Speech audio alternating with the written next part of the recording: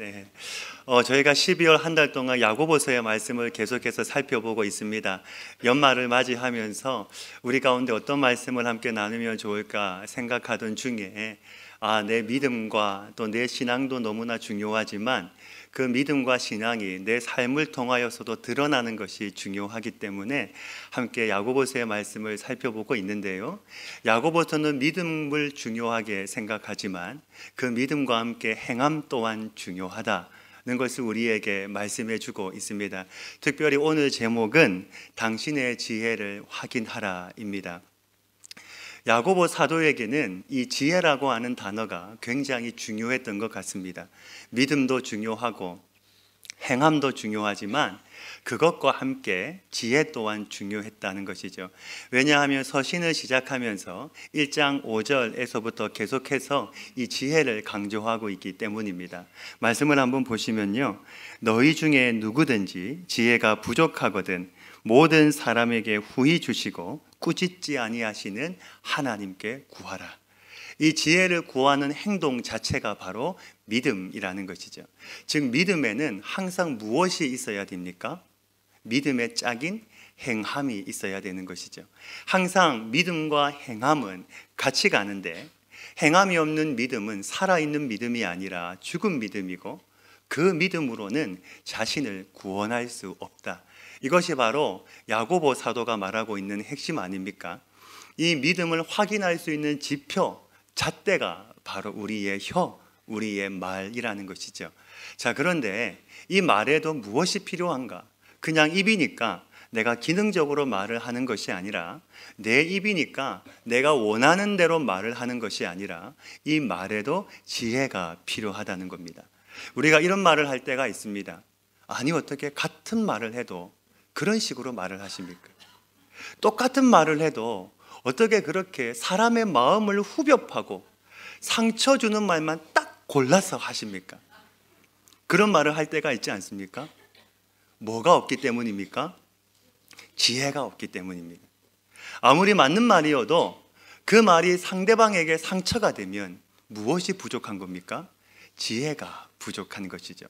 오늘 야고보 사도는 우리에게 지혜에도 두 가지의 지혜가 있다고 말씀하고 있습니다. 하나는 위로부터 나는, 즉 하늘에서 오는 지혜가 있고 하나는 땅에서 나는 지혜가 있다고 말씀합니다. 위로부터 나는 지혜는 출처가 정확합니다. 잠언 9장 10절의 말씀입니다. 여호와를 경외하는 것이 지혜의 근본이요 거룩하신 자를 아는 것이 명철이니라. 지혜의 시작은 내가 많은 책, 내가 좋은 책을 읽는 것이 아니라 여호와를 경외하는 것, 하나님을 참으로 바르게 아는 것이 지혜의 시작이라는 것이죠. 내 자녀가 지혜의 사람, 명철의 사람이 되기를 원하십니까? 그렇다면 하나님을 경외하는 법을 배우면 됩니다. 하나님을 참으로 바르게 알면 그 사람은 나이와 상관없이 지혜의 사람, 명철의 사람이 되는 줄로 믿습니다. 또 한 가지, 땅에서 나는 지혜는 무엇인가? 15절 말씀해 보시면 이 땅의 지혜를 가리켜서 정욕의 것, 귀신의 것이라고 말씀을 합니다. 이러한 지혜는 사람을 파괴시키고 자신뿐만 아니라 주변에 있는 사람들도 힘들게 하는 지혜라는 것이죠. 우리가 매스컴을 통해서 확인하지 않습니까? 세상적으로 지위가 높은 사람이, 많이 배운 사람이, 학직이 높은 사람이 오히려 그 인생의 마지막은 비참하게 끝나는 것을 우리가 매스컴을 통해서 많이 확인하지 않습니까? 하늘의 지혜는 사람을 살리지만 땅의 지혜는 사람을 파괴시키는 지혜라는 것이죠. 저는 우리 모든 성도님들이 땅에서 나는 지혜가 아니라 반대로 위로부터 오는 지혜, 즉 하나님의 지혜를 소유함으로 말미암아 이 땅에서 참 믿음의 사람으로 살아가실 수 있기를 주님의 이름으로 축복합니다. 야고보 사도는 이 지혜를, 특별히 하늘의 지혜를 오늘 두 가지를 우리에게 설명하고 있는데 이 두 가지를 오늘 말씀을 통해서 함께 나누고자 합니다. 첫 번째는 무엇이냐면 지혜의 온유함에 대해서 말씀하고 있습니다. 하늘의 지혜를 가진 사람은 온유한 사람이라는 것이죠. 13절의 말씀인데요, 우리 같이 한번 읽겠습니다. 13절입니다. 시작. 너희 중에 지혜와 총명이 있는 자가 누구냐? 그는 선행으로 말미암아 지혜의 온유함으로 그 행함을 보일지니라. 아멘. 지금 야고보가 말하고 있는 것은 지혜의 온유함인데, 우리는 착각할 때가 있습니다. 온유함이라고 하면 일반적으로 우리는 힘이 없고 연약하고 나약한 것으로 생각을 할 때가 있는데, 온유함은 절대로 힘이 없거나 연약하거나 나약하거나 실력이 없거나 비겁한 것이 아닙니다. 착각하시면 안 됩니다. 성경에서 말하고 있는 온유함은 뭐냐면, 하나님의 말씀에 순종할 때 오는 성품이 바로 온유함입니다. 내가 하나님의 말씀 가운데 순종하며 살 때 내 삶 가운데 내 심령 속에 임하는 은혜가 바로 온유함이라는 것이죠. 성경에는 이 온유함을 대표하는 두 명의 사람이 있습니다. 한 사람은 바로 모세입니다. 민수기 12장 3절에 보시면 모세를 이렇게 소개합니다. 이 사람 모세는 온유함이 지면의 모든 사람보다 더하더라. 가장 겸손하고 가장 온유한 사람이 바로 모세라는 것이죠. 그런데 우리가 익히 아는 것처럼 모세가 처음부터 겸손한 사람이었습니까? 아니죠. 모세는 굉장히 성격이 급한 사람이고 다혈질적인 사람입니다. 그런데 그런 사람이 하나님과 함께 동행하는 가운데 하나님의 은혜 가운데 살다 보니까 그 사람이 어떤 사람이 되었다는 건가요? 온유한 사람이 되었다는 것이죠. 자, 그러면 지금 이 말씀이 어떤 문맥에서 나왔는지 우리가 좀 살펴볼 필요가 있습니다. 앞에 있는 민수기 11장에 보시면 어떤 말씀이 나오냐면, 어떤 내용이 있냐면, 모세가 애굽에서 출애굽시킨 이스라엘 백성들이 총 몇 명이었습니까?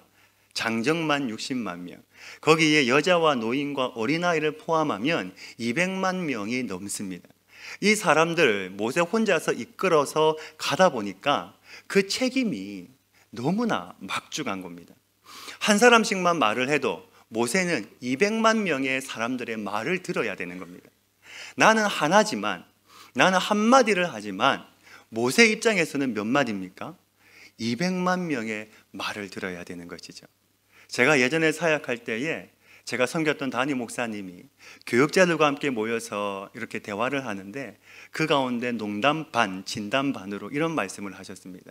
그 교회가 예배 출석이 한 1,400명 정도 되는 교회였는데, 목사님이 하시는 말씀이, 나는 1,400명의 시어머니를 데리고 있다. 어떤 말씀인지 이해가 되십니까? 한마디만 하면 목사님이 1,400명의 말을 듣는다는 것이죠. 모세는 어떻겠습니까? 한마디씩만 하면 모세는 200만 명의 말을 들어야 되는 겁니다. 또 거기다가 이스라엘 백성들이 순종을 잘합니까? 아니죠. 얼마나 불순종을 많이 합니까? 그러니 그 사람들을 이끌고 가다 보니까 그 책임이 너무 막중하니까 모세가 하나님에게 11장 14절에서 이렇게 호소를 합니다. 책임이 심히 중하여 나 혼자는 이 모든 백성을 감당할 수 없나이다.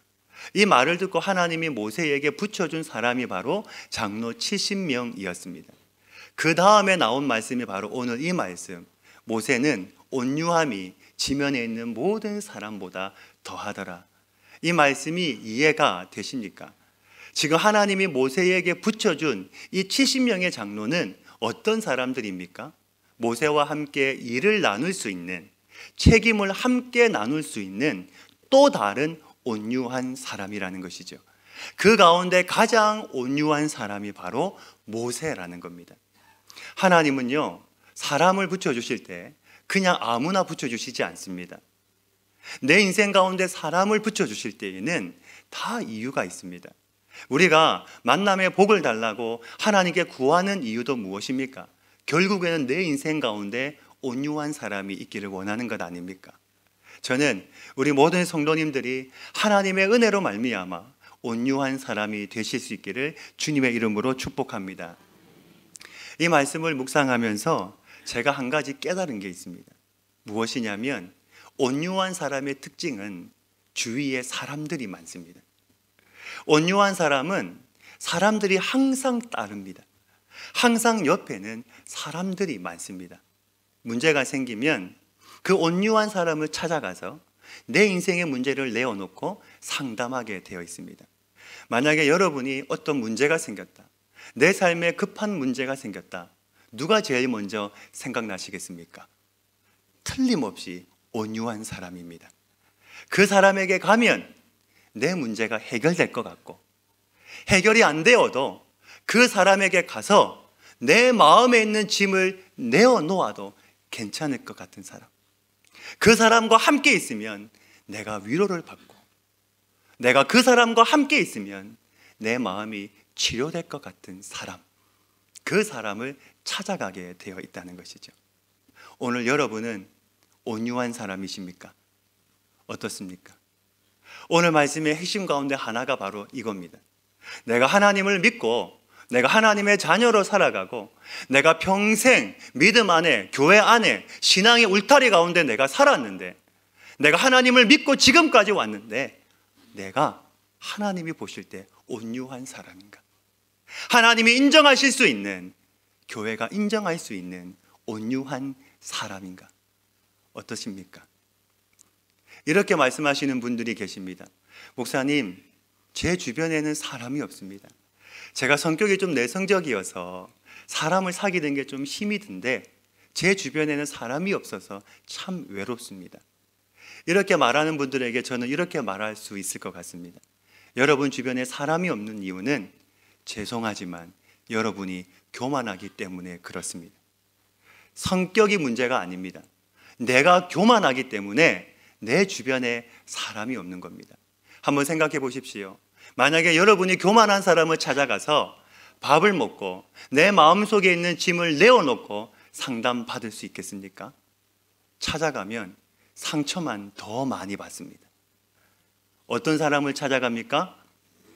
온유한 사람, 지혜의 사람, 겸손한 사람을 찾아가게 되어 있다는 것이죠. 마찬가지로 왜 사람이 여러분을 안 찾아옵니까? 왜 사람이 여러분을 찾아와서 즐거움과 어려움을 나눌 수 없습니까? 그 이유는 내가 교만하기 때문에 그렇습니다. 나는 나를 보지 못합니다. 나는 내 모습을 정확하게 판단할 수 없습니다. 사람은 원래 그렇습니다. 그러나 내 주변에 사람이 없다는 것은, 내 주변에 사람이 끊어졌다는 것은 내가 그만큼 교만하다는 것이죠. 하나님을 믿는 성도, 하나님을 믿는 자녀는 교만하면 안 됩니다. 왜 그렇습니까? 우리 주님이, 하나님이 교만하지 않는데 어떻게 그의 자녀가 교만한 사람으로 살아갈 수 있겠습니까? 저는 우리 모든 성도님들이 교만한 사람이 아니라 온유한 사람이 되실 수 있기를 바랍니다.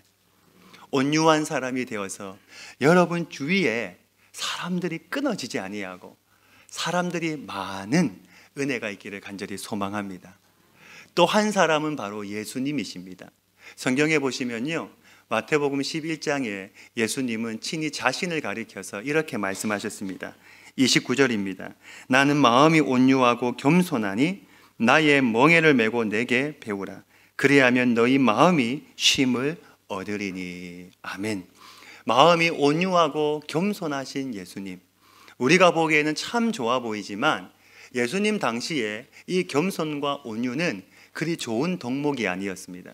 왜냐하면 당시의 사람들은 메시아를 생각할 때에 어떤 메시아상을 생각했냐면, 지금 이스라엘이 로마의 식민지 가운데 있었기 때문에 메시아라면 거대한 왕궁에서 태어나든지 아니면 막강한 힘과 군사력을 가지고 다윗처럼 자신들을 로마에서 구원해 줄 메시아를 생각했습니다. 그런데 전혀 예수님의 모습은 자신들이 생각하는 그런 메시아의 모습이 아니었다는 것이죠. 심지어 나중에 세례 요한이 헷갈려서 어떻게 말을 합니까? 오실 그이가 당신이 맞습니까? 질문하지 않습니까? 이처럼 그 시대의 겸손과 온유는 그리 좋은 덕목이 아니었습니다. 지금도 마찬가지죠. 온유와 겸손, 이 세상 가운데서도 그리 좋은 덕목이 아닙니다. 온유한 사람, 겸손한 사람은 오히려 세상에서 이용당하기가 다 쉽습니다. 그런데 말씀을 묵상하다 보니까 예수님에게도 특징이 하나 있습니다. 여러분, 온유한 사람의 특징이 무엇이었습니까? 온유한 사람의 특징은 주위에 사람들이 많습니다. 예수님 주위에도 사람들이 많았습니다. 끊임없이 사람들이 끊어지지 않았습니다. 왜? 이유가 무엇입니까? 예수님을 통하여 쉼을 얻었기 때문입니다. 예수님을 통하여 고침을 받고 예수님을 통하여 안식을 얻었기 때문입니다. 교만한 사람을 만나면 짐을 얻지만 온유한 사람을 만나면 쉼을 얻습니다. 한 번 더 말씀을 드립니다. 교만한 사람을 만나면 짐을 얻지만 온유한 사람을 만나면 쉼을 얻습니다. 이 온유가 얼마나 중요한지 산상수훈에도 보시면 예수님께서 온유한 자는 땅을 얻는다고 말씀하셨고, 심지어 사도 바울도 성령의 9가지 열매 가운데 하나가 온유라고 말하고 있습니다. 이 온유가 무엇과 연결이 되는 것입니까? 바로 지혜와 연결이 되기 때문에 야고보 사도는 지혜는 온유함이라고 말하고 있는 것이죠. 우리 가운데도 하늘의 지혜를 원하지 않는 사람이 어디에 있겠습니까? 내가 하늘의 지혜를 구하기 전에 먼저 겸손한 사람, 온유의 사람이 되십시오. 그러면 우리의 입에서는 하늘의 언어가 나올 것이고, 그리고 내 주변에는 나를 통하여 안식을 얻고 위로를 얻고 쉼을 얻는 사람들이 나를 찾아오게 될 것입니다. 그럴 때 세상은 우리로 하여금 달라지게 될 것이고 하나님을 발견하는 은혜 또한 있게 될 줄로 믿습니다. 한 가지 당부할 것은, 여러분, 생명을 바쳐서 싸워야 될 일이 아니라면 양보하십시오. 시간이 지나고 나면 아무것도 아닙니다. 나중에 시간이 지나고 나면 A나 B나 다 똑같습니다. 내가 진짜 생명을 걸고 싸워야 될 것은 하나밖에는 없는 것이죠. 바로 복음, 진리입니다. 그 외에는 다 양보하십시오. 그 외에는 내가 좀 손해도 보십시오. 그러면 하나님은 그 모습을 꼭 기억하셔서 여러분의 삶 속에 하나님이 반드시 갚아주시고 여러분의 인생 가운데 사람을 얻게 되는 은혜 또한 있게 될 줄로 믿습니다. 얼마 전에 우리 교회 성장반 훈련생들과 함께 서울에 있는 양화진 선교사 묘원을 방문한 적이 있었습니다. 그때 제가 선교사 묘원을 방문하고 제 마음속에 와닿았던 한 분의 선교사님이 계신데, 그분이 사무엘 무어라고 하는 선교사님이십니다. 네, 지금 사진에 나오는데 저분이 사무엘 무어라는 선교사님입니다. 저분이 미국인인데 선교사 훈련을 받고 젊은 나이에 이름도 없는 조선 땅에 와서 교회를 세우고 아이들을 위한 교회 학교를 시작하셨습니다. 그런데 그 가운데 유독 이름이 없는 한 아이가 있었습니다. 성은 박씨인데 이름이 없는 겁니다. 그래서 선교사님이 그 아이에게 박서양이라고 이름을 지어주었습니다. 하루는 이 아이가 급하게 선교사님을 찾아와서 하는 말이, 지금 우리 아버지가 병으로 죽게 되었는데 와서 좀 고쳐달라고 부탁을 하는 것이었습니다. 그 아버지의 성도 박씨였고 그 아버지도 이름이 없는 백정 출신이었습니다. 당시의 백정은 어린아이도 하대하는 존재였습니다. 한마디로 사람이 아니었기 때문에 이름이 없었던 것이죠. 이름도 없는 최하층민 백정, 그 박씨를, 그가 죽을 병에 걸렸는데 누가 그 사람을 돌봐주겠습니까? 하지만 선교사님은 신분에 상관없이 그를 간호해 주기 위해서 찾아갔는데, 자신이 의사가 아니었기 때문에 함께 사역했던 에비슨 선교사님과 함께 그 백정 박씨를 찾아갔습니다. 에비슨 선교사님은 그 당시에 고종 황제를 치료하는 주치의였습니다. 그러니까 왕의 의사가 백정을 찾아가서 치료를 해 준 것이죠. 선교사님 덕분에 박 씨는 병에서 나음을 받았는데 이해가 되지를 않았습니다. 어떻게 왕의 의사가 나같이 천하고 천한 사람을 찾아와서 치료해 줄 수 있단 말인가? 생각할수록 감동이 되어서 그는 무어 선교사님이 목회하는 교회를 나가기 시작했습니다. 그런데 그 교회는 양반들이 많이 모여 있는 교회였는데 처음에는 박 씨가 백정이라는 사실을 몰랐다가 나중에 사실을 알고는 백정을 쫓아내줄 것을 요구했습니다. 하지만 선교사님은 그 요청을 거절했습니다. 그랬더니 이번에는 양반들은 맨 앞에서 앉아서 예배를 드리게 하고 백정들은 맨 뒤에 앉아서 예배를 드릴 수 있도록 해달라고 요구했습니다. 우리는 맨 앞에 앉는 것을 싫어하지만 양반들은 맨 앞에 앉는 것을 좋아했던 것 같습니다. 양반들은 맨 앞에 앉도록 해달라고 요구를 하고 백정은 맨 뒤쪽에 앉아서 앉게 해달라고 요구를 했습니다. 그런데 이번에도 선교사님은 교회는 모든 만민이 함께 모여서 예배하는 초소이기 때문에 안 된다, 단칼에 거부를 했습니다. 그랬더니 결국에는 양반들은 우리는 백정과 함께 신앙생활을 할 수 없다고 교회를 떠나서 자신들만이 예배할 수 있는 교회를 세웠습니다. 그 교회가 지금의 홍문동 교회입니다. 백정 박 씨는 자기 때문에 교인들이 나갔으니까 얼마나 마음이 힘들었겠습니까? 그래서 그때부터 서울에 있는 백정마을, 심지어 수원과 그 인근에 있는 경기도 일대에 있는 모든 백정마을을 찾아다니면서 전도하기를 시작했습니다. 그의 헌신과 그의 전도로 교회는 금세 사람들이 넘쳐나기를 시작했습니다.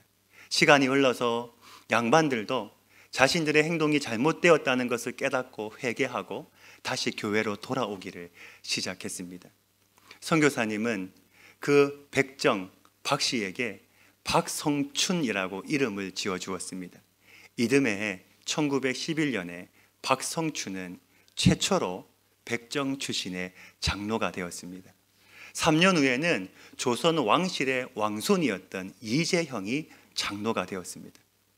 그 교회는 백정과 장로가 함께, 백정과 그리고 왕손이 함께 장로가 되어서 섬기는 교회가 되었습니다.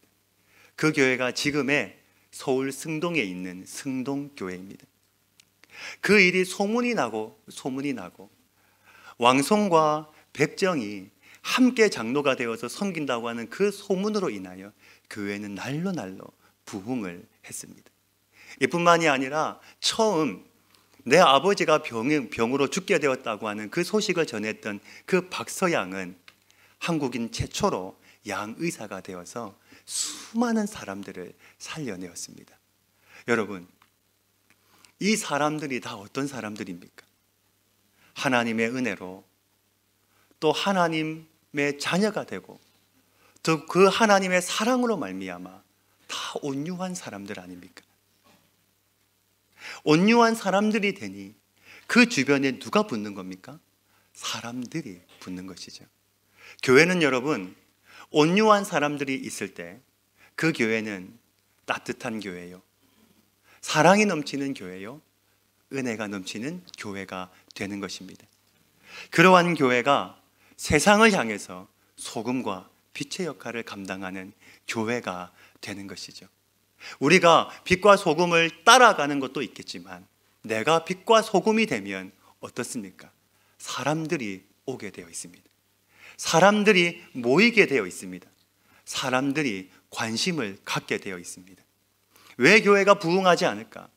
왜 사람들이 자꾸 상처를 받고 교회를 떠날까? 예배의 은혜가 없어서인가? 아닙니다. 예배의 은혜가 없는 것이 아니라 무엇이 없기 때문입니까? 교회가 사랑이 없기 때문입니다. 교회가 은혜를 상실했기 때문입니다. 교회가 따뜻함이 없고 냉랭하기 때문입니다. 우리 안에 하나님의 말씀으로 인하여 하늘의 지혜가 내 안에 없기 때문입니다. 저는 우리 교회가 따뜻하고 은혜와 사랑이 넘치는 교회가 될 수 있기를 주님의 이름으로 축복합니다. 우리가 마지막 12월 한 달을 지나면서 우리의 신앙과 우리의 모습을 다시 한번 돌아봐야 되는 이유가 바로 여기에 있는 것이죠. 내 안에 하나님의 은혜가 있는가? 내 안에 하나님의 사랑이 있는가? 내 안에 하나님의 지혜가 있는가? 있다면 그 교회를 통하여, 있다면 우리를 통하여 사람들은 위로를 얻고 쉼을 얻고 안식을 얻게 될 줄로 믿습니다. 소망하기는 여러분, 온유한 사람이 되십시오. 지혜의 사람이 되십시오. 겸손한 사람이 되십시오. 여러분의 지혜를 온유함으로, 선행으로, 행함으로 나타내실 수 있기를 주님의 이름으로 축복합니다. 야고보가 말하는 첫 번째는 지혜의 온유함이었습니다. 이어서 두 번째는 이 지혜의 온유함을 무엇으로 나타낼 수 있는가? 바로 열매로 나타난다는 것이죠. 먼저 15절과 16절을 말씀을 한번 보시면 야고보 사도는 땅의 열매를 우리에게 먼저 소개하고 있습니다. 우리 15절과 16절의 말씀을 같이 한번 읽겠습니다. 시작. 이러한 지혜는 위로부터 내려온 것이 아니요 땅 위의 것이요 정욕의 것이요 귀신의 것이니 시기와 다툼이 있는 곳에는 혼란과 모든 악한 일이 있음이라. 아멘. 지금 야고보는 먼저 땅의 것을 우리에게 설명하고 난 다음에 너희 안에 이러한 것이 있는가를 한번 점검해 보라는 겁니다. 우리 안에 시기와 다툼이 있다면 결국에는 그것이 혼란과 모든 악한 것들을 만들어낸다는 것이죠. 우리가 아무리 선한 것으로 포장을 할지라도, 아무리 아름다운 것으로 우리가 포장을 할지라도 결국에 그것은 땅의 것이요 정욕의 것이요 귀신의 것이라는 겁니다. 땅의 것은 사람을 파괴시키고 땅의 것은 공동체를 파괴시킨다는 것입니다. 그러면서 17절부터 야고보 사도는 우리에게 지혜의 열매, 하늘의 지혜의 열매 총 8가지를 우리에게 말씀해 주고 있습니다. 말씀을 한번 보시면 첫 번째가 성결, 화평, 관용, 양순, 국률, 선한 열매, 편견과 거짓이 없음. 마치 무엇과 비슷합니까? 성령의 열매와 비슷하죠. 말씀을 묵상하면서 제가 느끼는 것은 무엇이냐면 이러한 것은 내 힘으로는 구할 수 없는 열매라는 것입니다. 이 중에서 시간상 다 나누지는 못하고 첫 번째와 마지막 것만 함께 말씀을 통해서 나누고자 합니다. 첫 번째가 무엇입니까? 성결입니다. 우리는 이 성결을 순결로 이해할 때가 많습니다. 물론 성결에는 순결의 의미도 있습니다. 그러나 그것보다 좀 더 깊은 의미는 무엇이냐면 내가 어떤 한 인격체에 올인, 집중하는 것을 보고 성결이라고 합니다. 내가 이 사람도 만나고 내가 저 사람도 만나는 것이 아니라 내가 한 사람에게 올인, 집중하는 것, 그것을 보고 성결이라고 하는 것이죠. 마찬가지로 하나님의 지혜가 임하면 그 삶이 어떻게 되냐면 성결해지는데 그때에 비로소 예수님에게 올인, 집중하게 된다는 겁니다. 그때 내 삶은 복잡해지지 아니하고 반대로 내 삶은 단순해진다는 겁니다. 내 생각대로 판단하고 고민하고 내가 여기 왔다 저기 왔다 하는 것이 아니라 하나님의 말씀대로 내가 살아가게 된다는 겁니다. 하나님이 가라 하면 가고 서라 하면 서고 앉으라고 하면 앉고 하나님이 하지 말라고 하면 하지 않게 된다는 것이죠. 성도의 힘은 바로 이 성결, 이 거룩에서 나오는 줄로 믿습니다. 왜 이스라엘 백성들이 망했습니까? 성결하지 않기 때문입니다. 거룩하지 않기 때문입니다. 오직 예수님에게, 하나님에게만 집중해야 되는데 그들은 하나님이 아니라 세상을 의지하고 또 이방 신들을, 이방 우상을 또한 함께 섬겼기 때문입니다. 성결한 삶, 단순한 삶, 예수님에게 집중하는 그 삶으로 인하여 그 속에서부터 성도의 힘이 나오게 되는 것이죠. 저는 우리 안에도 오직 우리가 예수님에게만 집중함으로 말미암아 우리 안에 단순한 그 삶, 성결한 삶을 통하여 하나님의 능력이 우리 안에도 있기를 주님의 이름으로 축복합니다. 또 하나 마지막은 거짓이 없다인데 이것은 다른 말로 하면 위선이 없다는 말입니다. 원문에 보면 이 단어에서 어떤 단어가 나왔냐면 가면이라는 단어가 나왔고 이 가면이 나중에는 영화 배우라는 말을 만들었습니다. 거짓이 없다, 위선이 없다, 이 말은 무엇을 쓰지 않는다는 겁니까? 가면을 쓰지 않는다는 겁니다. 이해가 되시죠?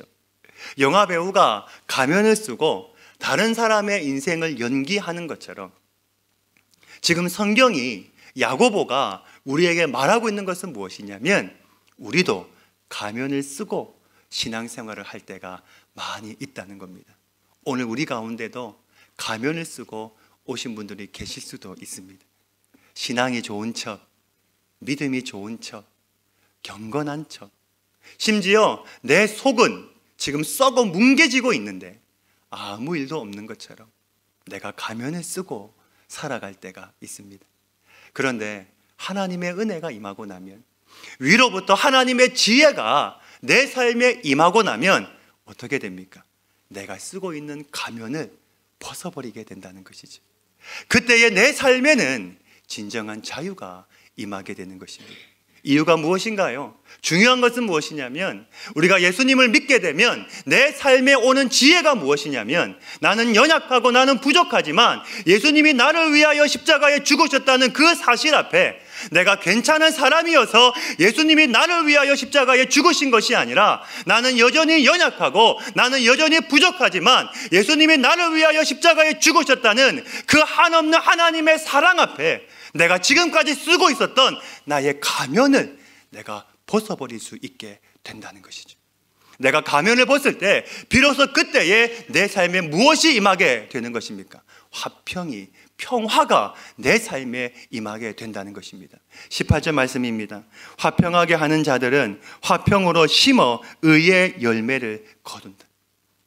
내 삶이 불안하고 염려와 걱정이 내 삶 속에 있었는데, 내가 가면을 벗고 나니까 내 삶 속에 진정한 의의 화평의 열매가 내 삶 가운데 임하고 나니까 내가 그때부터 진정한 자유를 경험하게 된다는 것이죠.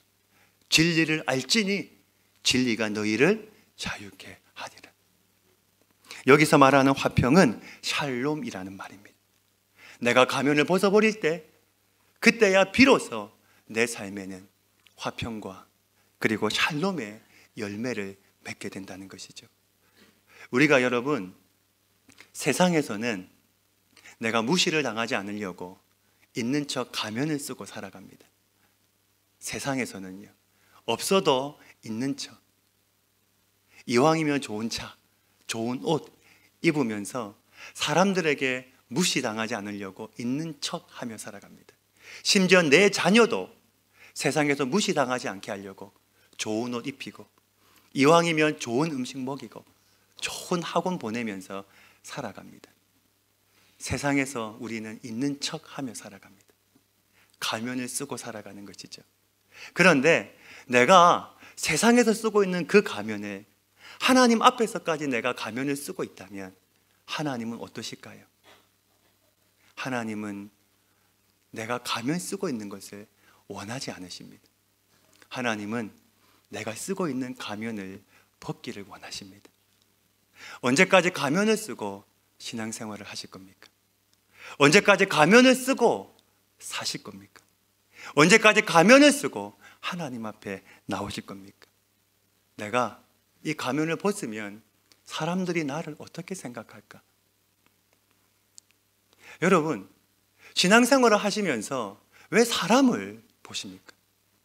신앙생활을 하면서 하나님을 보셔야지 왜 자꾸 사람을 보십니까? 내가 가면을 쓰고 있다는 것은 아직도 내가 하나님을 보는 것이 아니라 내가 사람을 보고 있다는 증거 아닙니까? 하나님은 내 있는 모습 그대로를 원하십니다. 내가 가면을 쓰지 아니하고 내가 경건한 척, 믿음이 좋은 척, 신앙이 좋은 척 하지 않더라도 내가 하나님 앞에 나올 때에 내 모습 그대로를 하나님은 원하시는 줄로 믿습니다.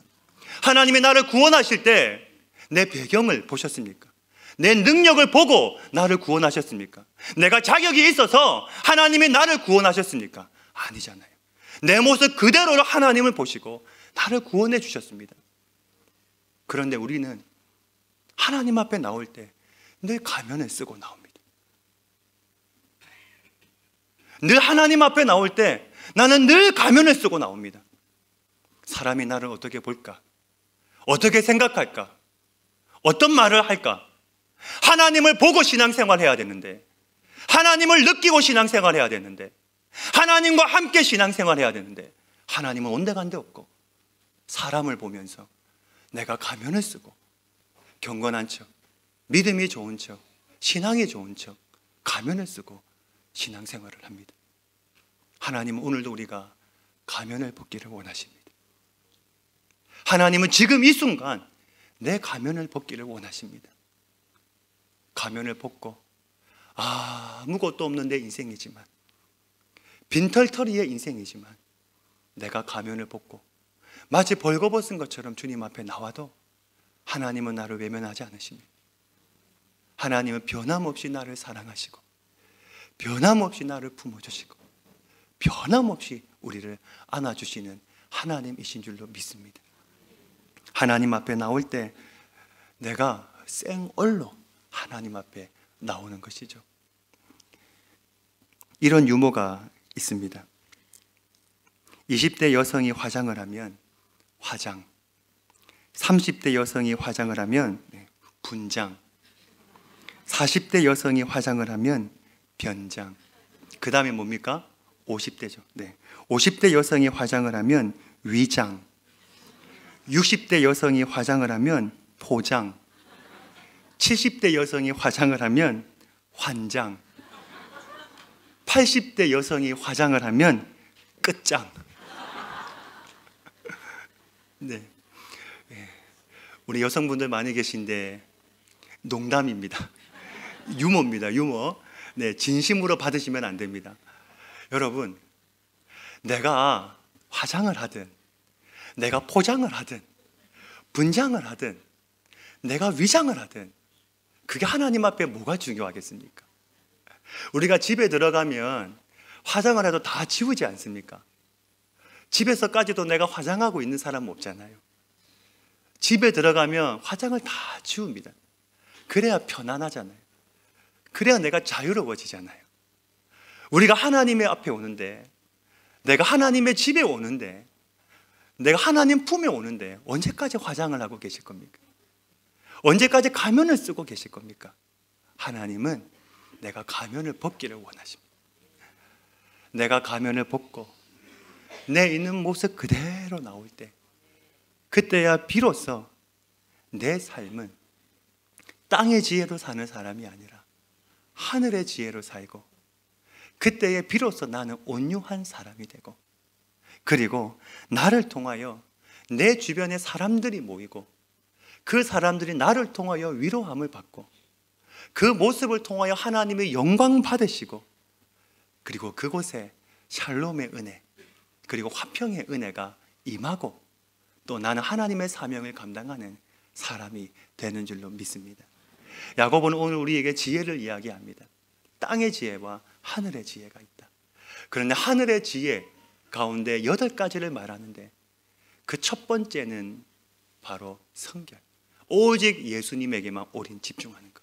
마지막은 거짓이 없는 것, 가면을 벗고 하나님 앞에 내가 진실함으로 내 있는 모습 그대로 나가는 것이 바로 하늘의 지혜의 열매라는 것이죠. 올 한 해 우리가 12월 달도 이제 한 주밖에는 남지 않았습니다. 올 한 해 내가 쓰고 있는 가면을 다 벗고, 하나님, 이제는 내가 가면을 쓰고 하나님 앞에 나오지 않겠습니다.